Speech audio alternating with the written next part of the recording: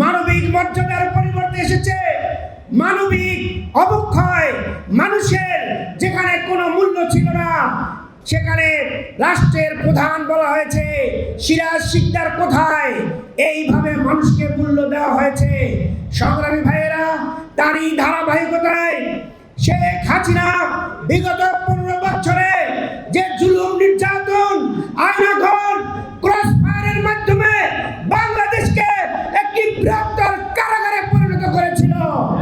সংগ্রামী ভাইয়েরা, আজকের তরুণ সমাজ এর বিরুদ্ধে রুখে দাঁড়িয়ে আজকের তরুণরা জানতে চায় কোথায় মানবিক মর্যাদা। তরুণরা আজকে প্রশ্ন করতে শিখেছে। আজকে ওসমান হাদি প্রশ্ন করতে গিয়ে জীবন মৃত্যুর সন্ধিক্ষণ আছে।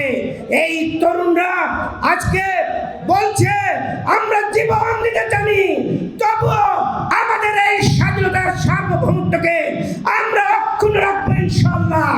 সংগ্রামী ভাইয়েরা, আজকে আমাদের তরুণদের যে স্লোগান ছিল উই ওয়ান্ট জাস্টিস, সেই ন্যায় বিচার সাম্য আসতে পারে একমাত্র ইসলামিক কল্যাণ রাষ্ট্রের মাধ্যমে।